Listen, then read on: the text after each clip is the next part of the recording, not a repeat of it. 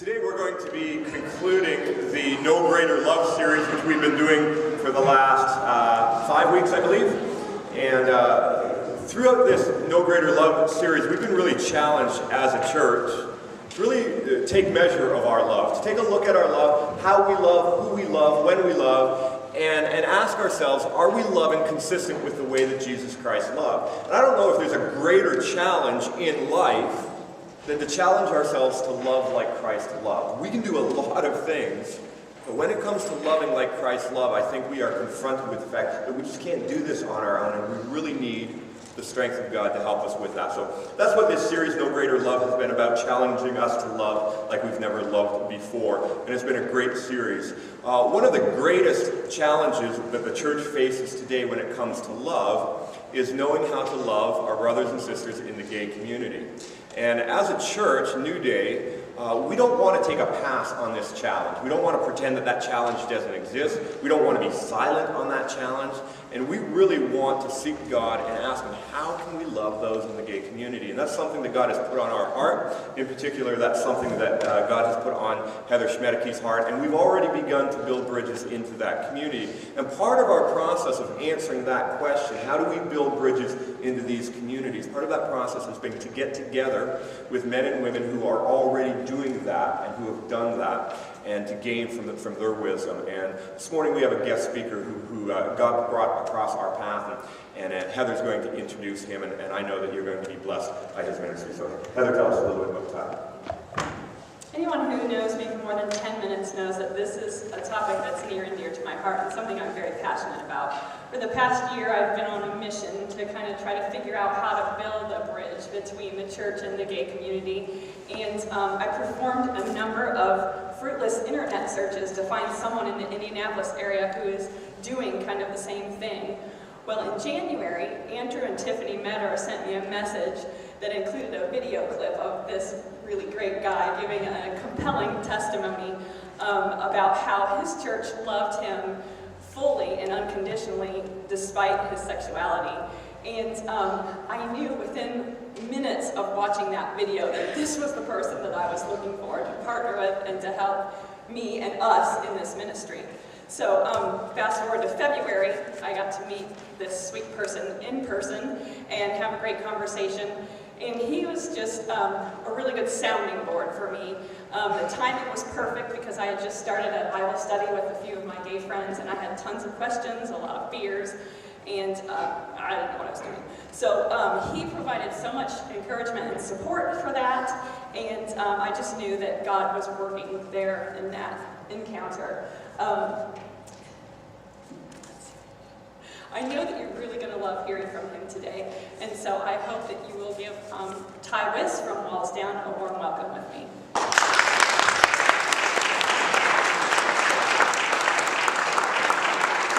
And before I hand the floor over, the 3x5 card in your program.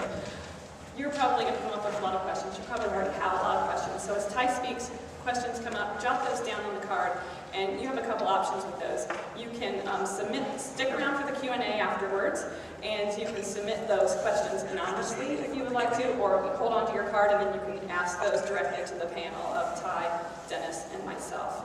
And now I'd like to say a little prayer for Ty before we begin, and then I will be quiet. Dear God, thank you so much for Ty, Lord. I just thank you for his heart, Lord, in this area, and I just thank you for his heart for the gay community and for sharing your message of grace and truth and love through his story, God. I just pray that you will prepare our hearts for his message and that you will guide us as we love on the gay and lesbian people that you place on our lives, Lord. Amen. Thank you for that amazing introduction. Usually after I need God to humble me, because when people give me introductions, they're usually really good. It's not like, wow, don't build me up too much, I might disappoint. And but I'm really excited to be here. I'm excited to be in churches that care about this topic. And if you're in a place where you're just like, you know what, I just really don't have a heart for the gay community, and I don't want to, hopefully God will deal with your heart this morning. And because I believe that He there's different passions that all of us have. And, maybe an area that I struggle with is maybe having a heart for maybe the homeless community. Well, God, I need other parts of the body to come in and say, this is what they're dealing with, and this is the heart of Jesus towards them, and share that, and so that I can get a bigger perspective and a bigger heart. So if your heart's not there yet, keep your heart open. And so I always give a few disclaimers. There are a lot of things that I'm going to say this morning, and you may not agree with all of them because it's such a loaded issue. That's okay. If there's something that I say that you're like, oh, I don't know about that, or I'm not sure if that's scriptural, line it up with the Word. If I say something that doesn't line up with the Word, you throw that thing out. I am still gaining knowledge of Jesus Christ. I don't have a full revelation of Jesus Christ, so I'm asking that you would give me grace this morning, and I believe that God is going to speak through me this morning to touch your hearts, so that we can all, as a whole, touch the gay community's heart. That doesn't mean I did live in the gay lifestyle, but that doesn't make me an expert on everything homosexual. It makes me an expert on my life. And so I'm going to share with you my life this morning and the things that I feel like we can do to help. And so don't take everything that I say and apply it to every gay person, because just because people are gay doesn't mean they're all the same. And that's what we like to do. We like to get some information and then lump everybody into that because it makes us comfortable. And so if you're uncomfortable this morning, welcome. Welcome to the issue. It's difficult. It's difficult to navigate, and it's okay for us to be uncomfortable, because when we're uncomfortable, that's when we actually have the chance to grow, and when we're challenged. So hopefully you came to be challenged this morning. That's what church is about for me. It's coming for my heart to be challenged so that I can be molded and shaped into Jesus Christ. I didn't come here just to say, rah, rah, rah, Jesus.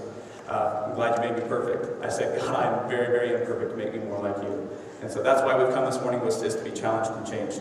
So I'm going to go ahead and start out with my testimony. I grew up in a farming community, a small Ohio town, and what it meant to be male was very, very narrow. I don't know if I look like a corn-fed farm boy to you. I never felt like a corn-fed farm boy. I've been 140 pounds most of my life. And so, again, what it meant to be male was very, very narrow. Most of the men that I grew up with were like to hunt, fish, farm, work on cars, use women, drink beer, and that's just what it meant to be male. And I was just like, wow, I don't fit that or that or that. And a lot of what my friends would like to do was go mudding. Has anybody ever heard of mudding? It always surprises me that people know what mudding is, because I was like, what's mudding? They're like, well, that's when we take our four-wheelers and we drive them through the mud. And I was like, oh, and then what? And they're like, well, we drive them back through the mud. And I was like, all right, well, so my dad bought me a four-wheeler, and I took it out and I washed it and I waxed it. And driving something through the mud didn't make sense to me. I like things clean and orderly and just in order. And so the whole male mind was kind of an enigma to me. I didn't really get it. And so there was just a very big gap between what I perceived myself to be and what I saw other males being. And so I just realized that I did not fit that role very well. I grew up in a non-Christian home by two parents, under two parents that loved me a lot. They never split up. They never divorced. It was a good, loving home. But what I believed about my dad really kind of made all the difference. I believed that my dad was super embarrassed of me. Because, wow, you are such a sissy. And that's the lie that I believed. Your dad must be so embarrassed of you because you were such a sissy of a son. All these other dads have these corn-fed farm boys that like to do all the things that they like to do. Me and my dad, we just never really bonded like that. And one lie that I believed separated me from really, really kind of knowing my father and receiving male affirmation from him. And so I didn't really see a whole lot of affirmation from my peers either. I was called gay, queer, sissy, fag, all those things, growing up. And so around the age of 10, an older boy began to touch me in a wrong way, touch me sexually. And while that felt very wrong, while I felt used, while I felt dirty, it also met a need in my life for male affirmation. And I was just like, and so I was torn at the age of 10. What does this mean for me? Why did I even like that? And so I began to, over the next 6 years, I would put myself in a position to be used by this boy. Not because I didn't know that it was wrong, but because it met a legitimate need that God had placed there for male affirmation, but I was meeting it in a wrong way. And so I began to put myself in this position, and week after week, or month after month, year after year, for 6 years until I was 16. This is what shaped how I viewed myself. And how I viewed myself was, this is what you're good for, this is how you gain access into the world of men, and this is how you receive affirmation from men. And so during my most formative years, what was imprinted on my mind was, this is what you're good for. And I was just responding to life. I didn't really know what was going on. And I began to realize, I heard the words gay and fag, and I was like, oh, that's me. And I was like, God, I wasn't raised in a Christian home. I was like, God, can you do something about this? I don't know if you're there. I assume you're there. I think I believe in you. Can you take this stuff away? And I didn't hear anything back, and he didn't change anything. So he was either real, and he didn't care or couldn't do it, or maybe he just didn't care at all. Maybe he just wasn't real. And so there's a lot of confusion on how I view myself and how I view God. And did this God make me this way and then tell me to get away? That doesn't sound like a very good God to me. So the character of God was just assassinated in my heart from a very, very young age. And so I began to, I believe that, well, if I'm just born this way, then I just need to accept it. And so I did accept it. I kind of come to grips at the age of 17. I was okay with it. And I came out of the closet at 17 and told my parents and told my family and friends. And I believe I came out on a Thursday to my parents, and they went to church on Sunday and got saved. And I pushed them right over the edge. Wow, we really need Jesus. My parents were just good, moral people. Didn't really need Jesus for anything. We had money that to do whatever we wanted to do. We had a nice home. We were just okay without Jesus, so we thought.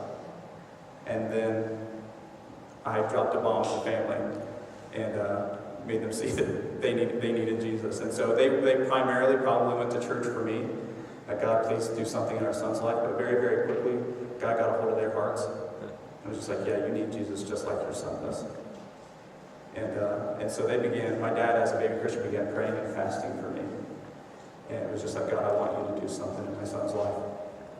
And so, but I wasn't really interested in church. I thought that, God had made me gay and told me to go away. And so, God, I'm not interested. I had asked you to take this away a long time ago, and you didn't. So I kind of had this chip on my shoulder about who God was, and well, if He's so powerful, and He didn't want me to be gay, then why did you make me this way? And I was shaking my fist at God. Why did you make me this way?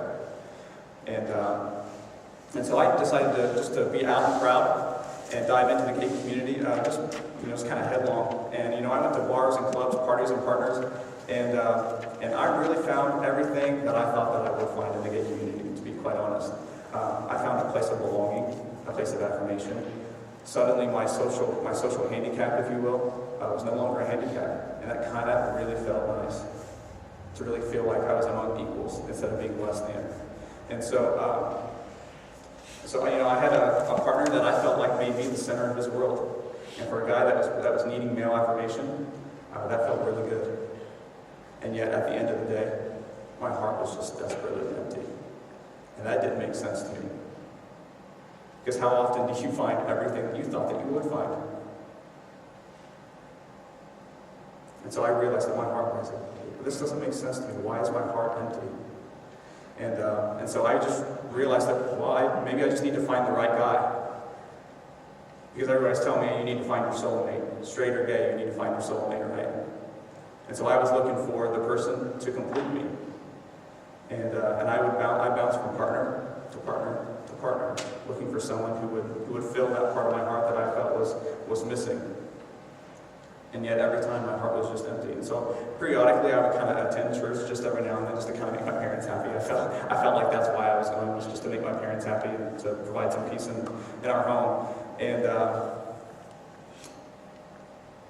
in going into this small town church where people they didn't talk about homosexuality. And if you were that, you needed to be quiet about that. That wasn't something that we talked about. And so you kind of hear these horror stories of what a small town church would do to a gay person. Well, I walked into this place, guard up, expecting someone to just be like, I don't agree with your lifestyle. That's what I was expecting. And yet what I heard was, man, I'm so glad you're here. Welcome. Which was not the response I was expecting. And so what that allowed me to do was at least feel comfortable enough to stay and worship, or at least sit during worship.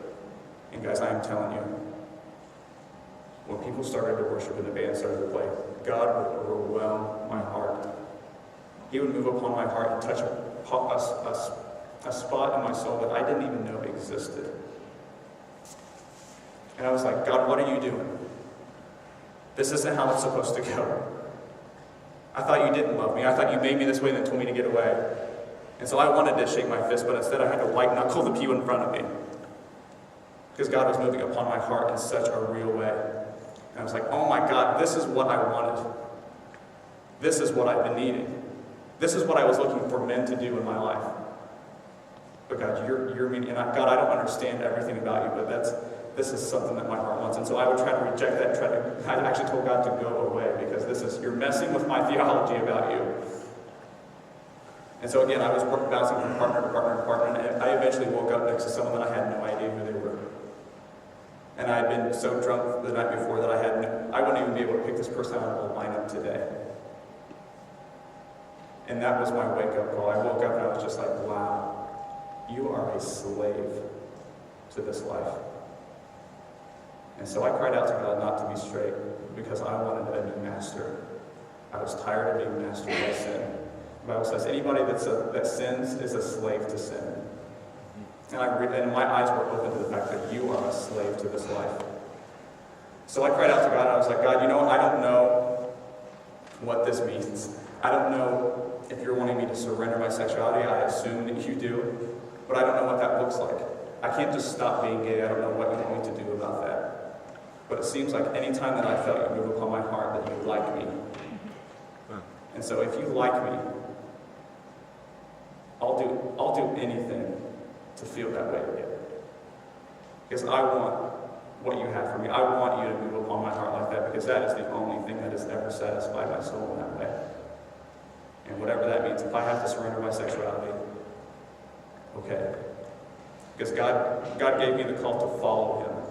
It wasn't follow me and I'll make you straight. It was follow me. Just like He did with His disciples. He didn't say follow me and I'll make you rich. He didn't say follow me and I'll give you a better life than you've ever had before. I'll give you everything that you've ever wanted. He said, follow me. Leave your debts, leave your tax collecting booth, leave your life of sin, and follow me. And so I left my life of sin, not knowing how you even do that.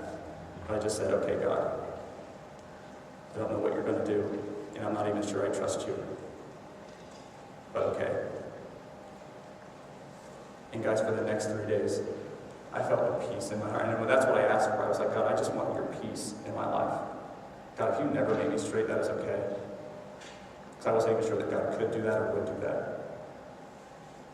But I was like, God, I just want peace. And it was like for the next 3 days, He took my life, and I just felt like He just raised it up above everything. He didn't change one attraction. He didn't change one desire. He didn't have to. He had put something in my heart that was a peace that surpassed all understanding. Before I even had heard of that scripture, before I even knew that's what I was supposed to experience, He gave me a peace that surpassed all understanding. I was like, wow, you are real and you love me. You seem to be crazy about me. And I don't know why, but I like it. And I want more of it. And so that it challenged me to pursue more of God. And so a lot of people will say, well, that's great, that's a very touching story, but did it work? Are you straight? Do you lust after women? Because that's really kind of the barometer, right? Are you attracted to women? Do you want a wife? Do you want kids? And really, anytime that I ever tried to make that my goal, God would redirect me. And so I would try to, I would see men, be like, maybe I'm just supposed to be like that. And I felt like anytime that I ever started to pursue that horizontally, God would be like, no, This is your goal. Jesus Christ is your goal. He didn't want me to be a copy of a fallen man.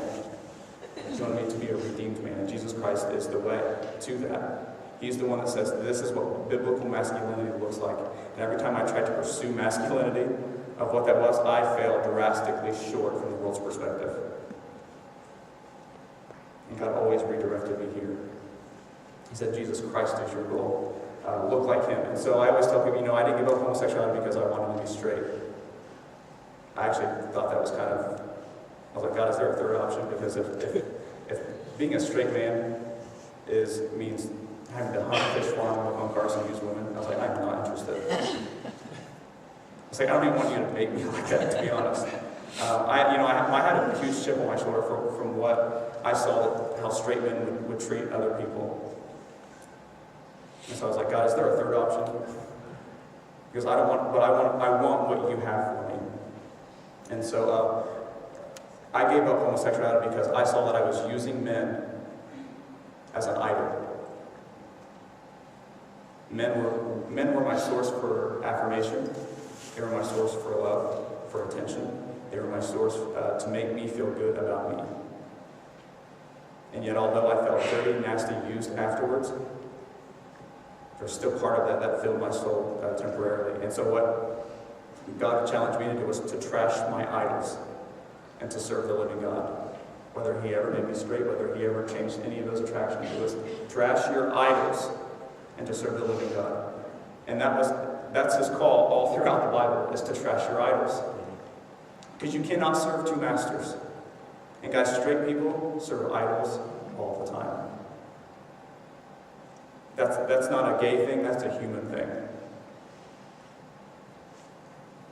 Straight people often use their spouse to feel good about themselves.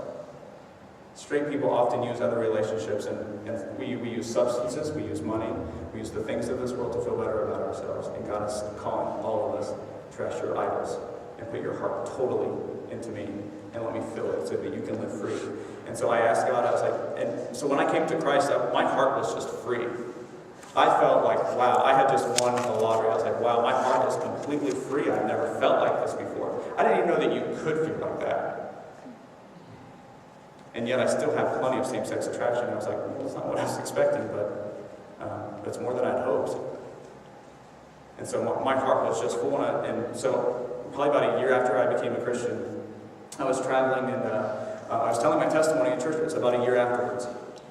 I was like, God, I know that people want a deliverance testimony. I was like, but this isn't a deliverance testimony.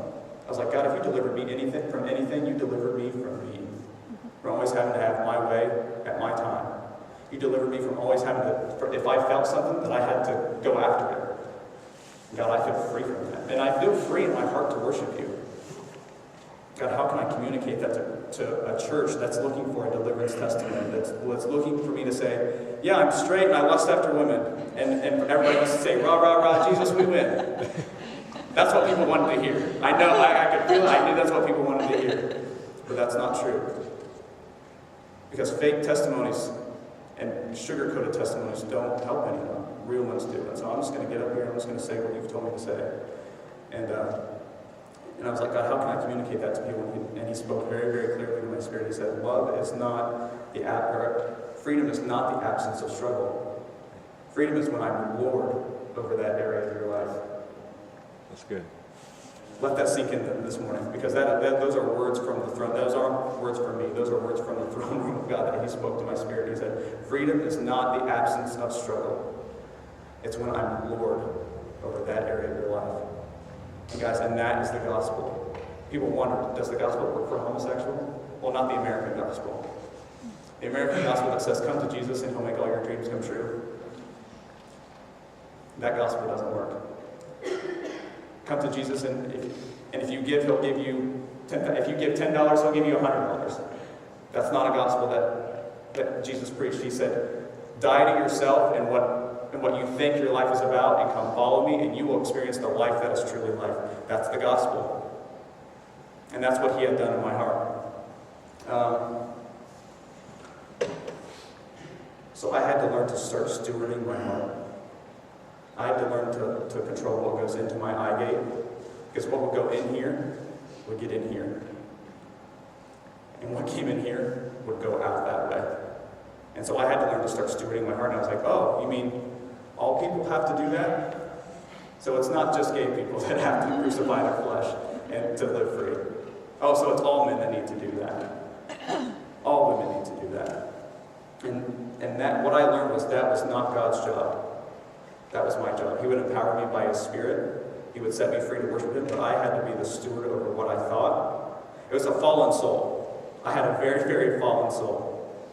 My spirit was brand new, and that's how God defined me, was on a brand new spirit. He said, you are a new creation. And I was like, God, I feel like an old creation. And I said, people would be like, oh, brother, you're a new creation. I'm like, well, I feel like the same old creation. I just feel like I go to church now. And I don't know if anybody's ever had that experience. I assume that you have. But what I realized was that my soul, my mind, will, and emotions, my mind had to be renewed, Romans 12:2.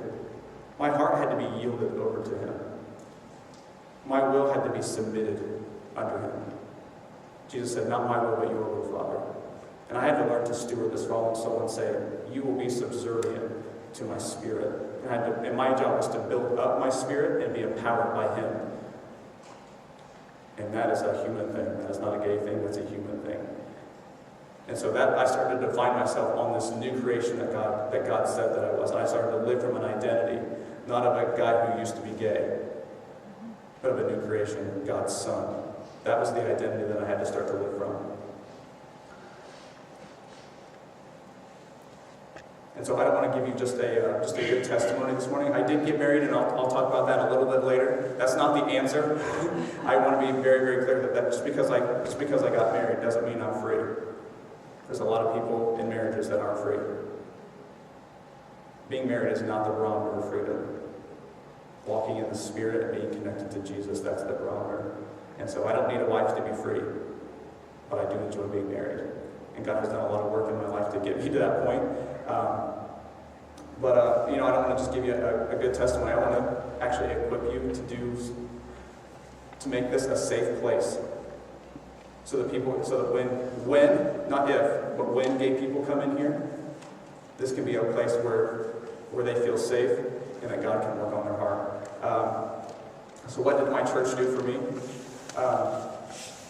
Men actually stepped out and pursued me in a relationship. And of all the things that a lot of the men today are afraid to do is to even be associated with gay men. Why? Because they're afraid to be labeled gay by association. And what I love about the church that I started to attend was that these men were not afraid. Did people call them gay by association? Yeah, they probably did. And they were like, but what does that have to do with anything? This is my brother. And so it took men that were secure enough in their own identity. And so if you're afraid of being labeled gay by association just by talking to someone that's gay, in love, I would say that that's part of your identity that needs worked on by Jesus. And so these men would take me out to lunch, not to fix me, not to make me straight, not because I was their pet project, but because they saw that I needed Jesus and I needed community. And so I would ask yourself, is this a place where people can come and receive support from men and women? Sometimes that emotional need in my life would be met by God through personal prayer and just sitting in His presence. And there's sometimes He would just overwhelm my heart. And there's other times He would dress Himself up in the skin of His people. And His people would reach into my heart and satisfy that need for love and belonging. And they would reflect the character of God in my life.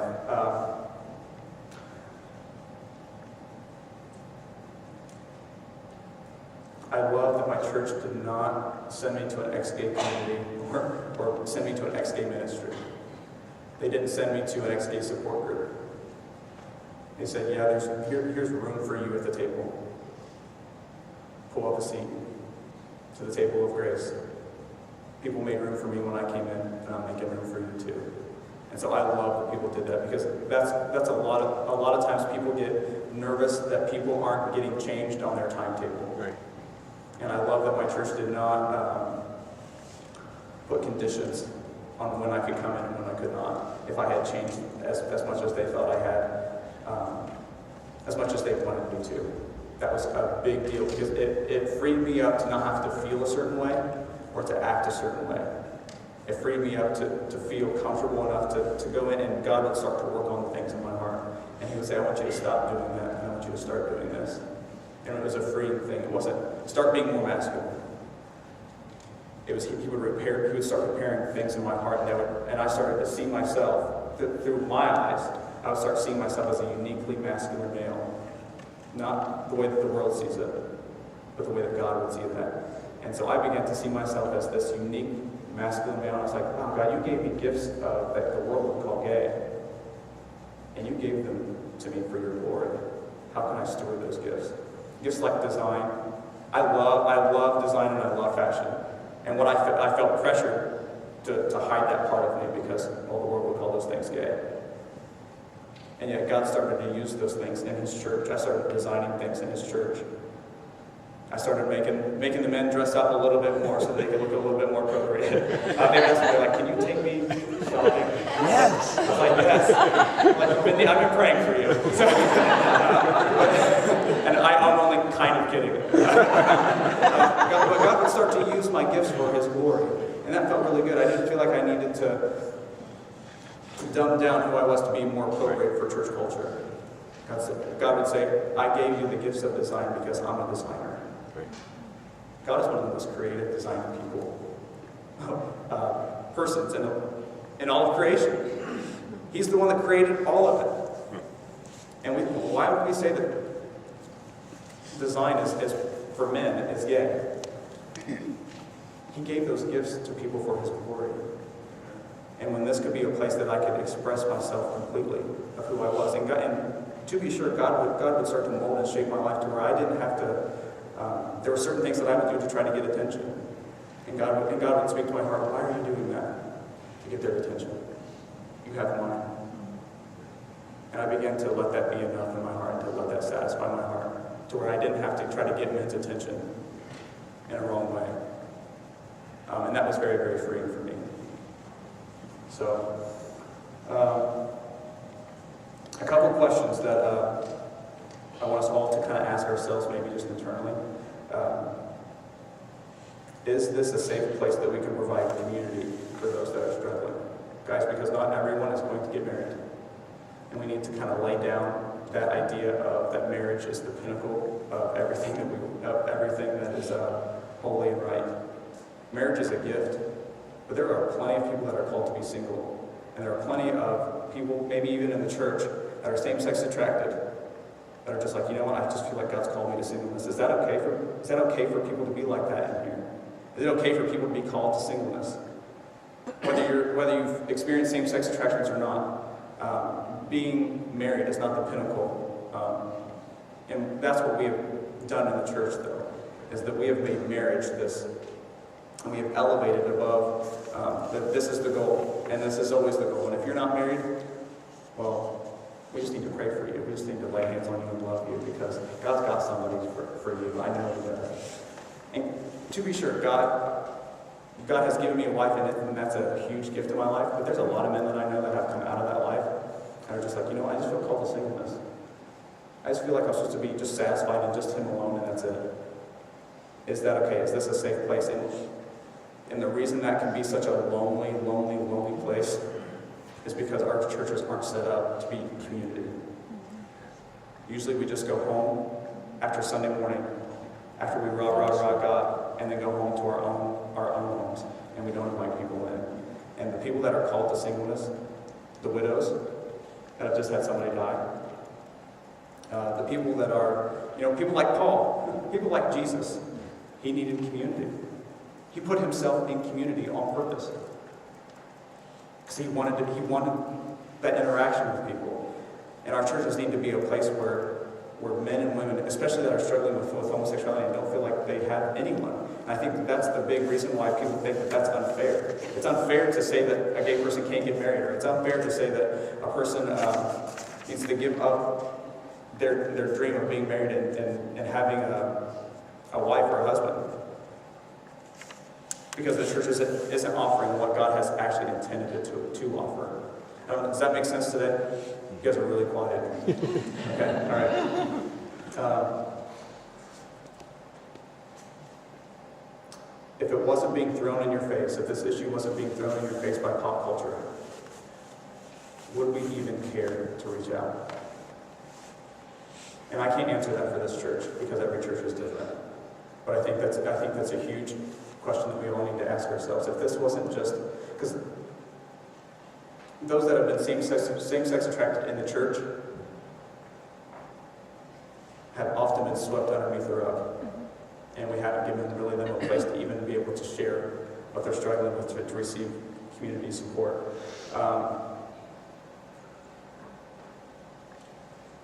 The gay community has often been swept under that same rug.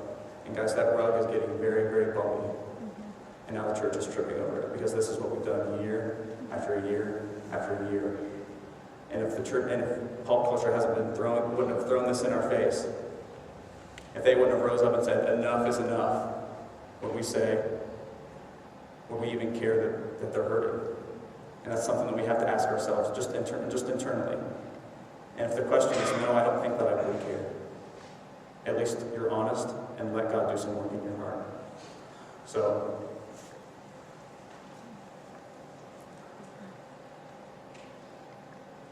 I did get married, and a lot of people are like, so what in the world did that look like? How did God do that? Did He take away all your desires? Did He give you new ones? Was it a miracle? Was it a deliverance? Did people lay hands on you and just cast some things out? What did God do? And you know what? Just over time, I didn't make marriage my goal. I said, God, do what you want to do. And so I just began to follow Jesus the best that I knew how, very, very imperfectly, but the best that I knew how. And I met Rachel, my wife, at a youth camp. She was not a youth. She was, I didn't fall off the end on the other side. People were like, oh my gosh, I met your wife at a youth camp? Yes, I met her. She was a youth camp counselor. And she was with her youth group, leading them, and I was with a discipleship ministry that I had joined and was traveling and just doing ministry and telling my testimony. And I had met her, and I saw very, very early on that she was interested, overly interested, threateningly interested, in my opinion, because that was uncomfortable for me. I was not looking for that, and I was like, God, maybe in 10 years, if that's what you have for me, you're going to have to do a lot of work with me. And so she began to pursue me, and it was just like, hey, I heard you have a really cool testimony. I don't know if anybody actually told her, but she just said, hey, I heard you have a really cool testimony. I'm like, yeah, I guess so. And she said, well, I would love to hear it. And I was like, well, if I tell her this, she'll go away. And I won't have to deal with this anymore. And problem solved. And so I told her, I was like, this is where I came from. This is where, this is what God brought me out of. And she's like, wow, that is awesome. And I either thought that she had lost it or that she didn't really understand it. And, or maybe God was actually doing something in her heart, had done something, had brought someone along, and I was like, God, I don't feel ready at all. I don't know when you actually do feel ready for marriage. I think it's probably quite a shock anyway. But I was like, God, I don't really feel ready, but you know a lot more than me. And I thought a lot of things that I was just dead set on, but you have kind of overturned all those things, and you've proven to be a lot wiser than me, and you know exactly what my heart's ready for. So if you're saying okay, I'm dependent on you. If you say yes, then I say yes, because you know so much more than me. And I felt like God was just giving me that green light to go ahead with that. And so I looked at her and I said, if any time you're not okay with this, there's no obligation here. I was like, if you feel like this is God, I do too, but I'm not sure what it's going to look like. I can't promise you anything. And how would you like for your future spouse to say, I can't promise you anything? And I was like, all I can do is I can promise you that I'm going to follow Jesus. He's the one that has my heart. And so we just began to get to know each other over just on a friendship level.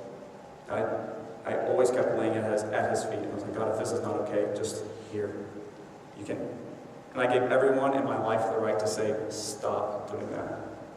I gave everyone in my life the right to say, this is a red light. Don't do this. And nobody said a red light. I was like, man, I'm praying for a red light here. Because I was scared. I had seen men that had gotten married and then left their wife 10 years later, and I don't want to be that guy. I'm just trying to get Jesus down.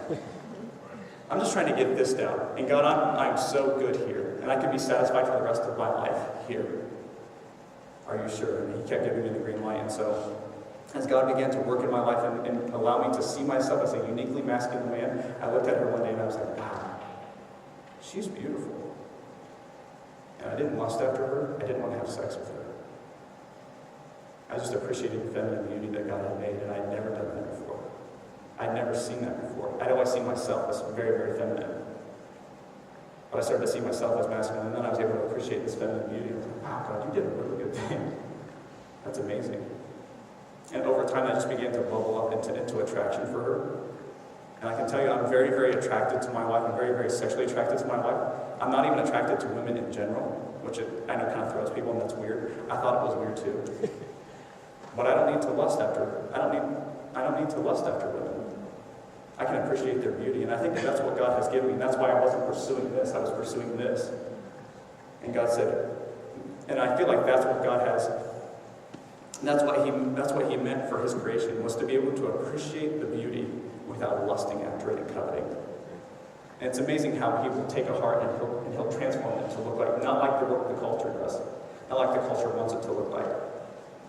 But He redeems things back to His image. And that's what His image was intended to do, was to appreciate masculine beauty, feminine beauty, without lusting and having to covet and saying, I have to have that, and if God doesn't give that to me, I'm going to go take it anyway. And that's what we do when we lust and we covet, is we say, God, what you gave to me isn't enough. I want this. And I learned to be able to appreciate the feminine beauty without using her to make me feel okay. And I can tell you what, my marriage is one of the healthiest marriages. And I say that not in a prideful way. I'm saying I didn't know what I was doing. I was just kept it surrendered. And the only reason that is healthy is because I kept surrendering it over and over again. What do you want it to look like? I can't make it look like your marriage. I can't make it look like your marriage. What did you intend when you made marriage? Because that's what I want. That's you are the only one that has ever produced freedom in my life, and I want exactly what you want. And He began to help me to see her in a way that wasn't using her. And how many straight couples, how many people are in marriages where they use the other person sexually and emotionally for their own benefit? And it's not God honoring, and it's not redeeming. How many of us need to submit our marriages over and over and over again and say, God, what do you want this to look like? Because just because you're straight, just because you're in a heterosexual marriage, doesn't mean you are imitating what God said, how Christ loves the church. That was my goal. My goal wasn't your marriage. My goal wasn't your marriage. It was, God, how do you love the church? How do you lay your life down for the church? And I remember one day, something just sparked in my heart. I want to lead her. I don't want to dominate her. I don't want to force a heavy hand on her. I want to lead her. I was like, God, that lines up perfectly with your scripture. Look at what you've done in my heart. And I feel like He's just given me a platform to say, look at what I'll do with somebody who just says, okay. Not for somebody who's incredibly wise, because I'm not. Not for someone who just knows a whole lot of Bible, because there's a lot of things in the Bible that I don't even know what to do with. But I feel like He's just put me up here and said, just tell them that you're surrendered and look at what I can do with that. Look at what the potter can do with the clay, if the clay is surrendered and moldable. Amen. And that's all I want to be. And it's amazing how much freedom and how much life I have. And guys, how much it is amazing just to get into an intimate place with God and say, God, just shape my heart however you want. My wife doesn't fill every need in my life. What I learned to do over and over and over again was to put myself in a place where God could just access my heart and say, yes. Whatever you're calling me to do, the answer is yes. And I don't know what that's going to look like, and I'm not sure. I don't know, I'm super scared about it right now. But I say yes, whatever that looks like. Intimacy with God, was something that I had to learn, and I kind of just fell into. Because I didn't know what Christianity was supposed to look like. And then I started coming to church, and I realized that most Christians have no idea what intimacy with God actually even looks like. I was like, God, how are people even living? Why are people even coming on a Sunday morning if they're not intimate with you? I don't understand that. And it's religion.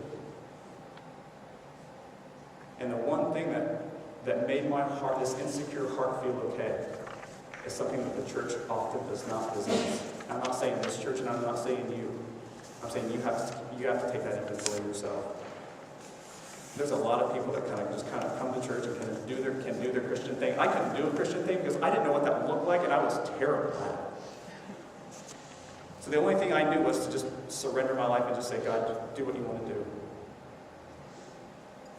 Intimacy with God. If you guys could put up Psalm 103. I think that's one of the last scriptures.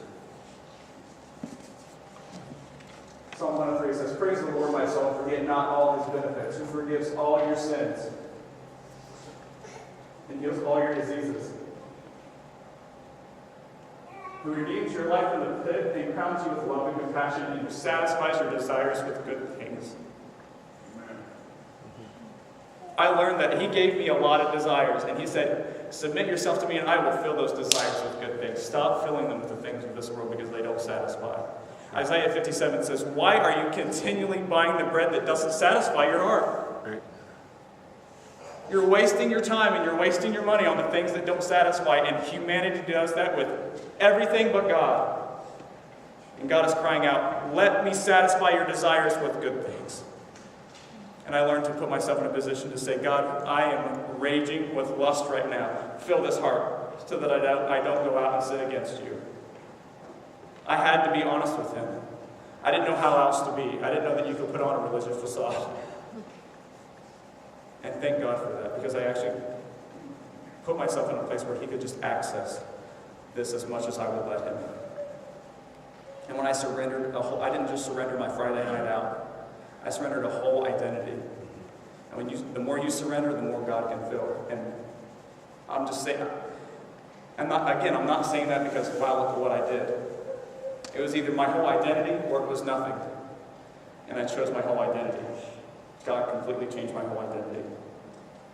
Changed the way I see myself, the way that I look at myself. And he gave me a brand new identity. It wasn't a straight identity. It was the identity of his son, and now he said, live from that position and you will be free. So guys, I would just encourage you, just surrender your heart, let him mold, and do whatever he wants to do. And yeah, it's scary. This is the creator of the universe. Of course it's scary. But he's the only one that's ever loved you perfectly. So I would just challenge you right now. Can we just take a minute? Is that okay? Can we just take a minute? And just wherever you're at, I know God has been speaking to hearts. A lot of people will come in here and be like, man, I thought you were going to talk about homosexuality, and I did. But the beauty of the Holy Spirit is that he makes it personal for you. What are you dealing with? What are you elevating above me? What are you relying more on than me? So can we just take a minute and just let God speak to your hearts? I just kind of feel led to. I didn't really plan on doing that. I just want God to be able to speak to your hearts right now. Lord, I thank you for your Spirit. That is so overwhelming, God. And we were just absolutely made for you. God, I pray that you would just speak to hearts right now.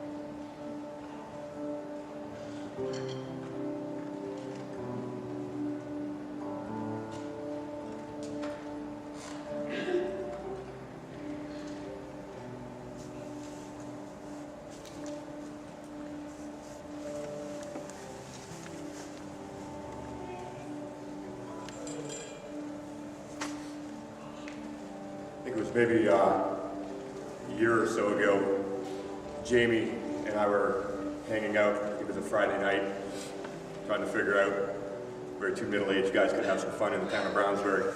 And we knew there was a group of guys at the bowling alley, guys that Heather had introduced us to, and so I said, all right, let's go meet those guys at the bowling alley. And I didn't think anything of it when the idea was first mentioned. Walk into the bowling alley, and they were there together, maybe 10 or 12 of them, all with their partners.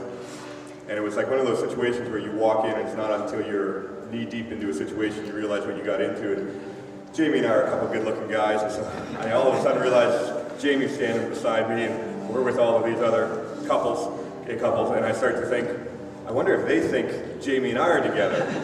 Oh no. And then I looked at everybody in the bowling alley, and I was thinking, I wonder if anybody in this bowling alley knows me or I know them, and if I do, I wonder what they're thinking about me right now. And immediately dropped to the floor and started doing push-ups and talking about football. But I was confronted by that hypocrisy, that judgment, that I didn't want anybody to think that of me. It didn't matter that my life was filled with every other sin. Didn't care if anybody else knew of any of my other sins. That one thing, I didn't want them thinking about me. It was in that moment that I realized there was something wrong with my heart that needed to change. That I needed to be comfortable and at peace being at a bowling alley with a group of those guys, because Jesus was at peace with those people. So he began to change my heart. Here's what I want to ask us to do, because I believe a message like this really demands a response. The band's going to just play through this closing song, and I'm going to invite you to respond to this way. If you're here today and you say, you know what, sometime in my life, either in this very moment or in years past, I've been a hypocrite. I've looked at those in the gay community and pointed to their sin as being worse than my sin. If you made a judgment about those in the gay community, thinking that you know what in the world their problem is and how in the world they can fix their problem, even though that the problems in your life haven't been fixed. If you've been so crass or to crude to call them by derogatory terms or to use those derogatory terms, I think our response today is to come forward and say, I repent of that. I repent of building a wall in my heart that made it impossible for me to love the very people you've called me to love. So as the band leads us in this last song, I'm going to ask you, if that's you, if you want to respond in that way, just to come forward. And I'm actually going to ask Ty to pray over those of us who come forward. I'm going to be standing here because I know that's true of my heart. And I'm just going to ask him to pray over us that God would give us the heart of Jesus Christ. So let's stand.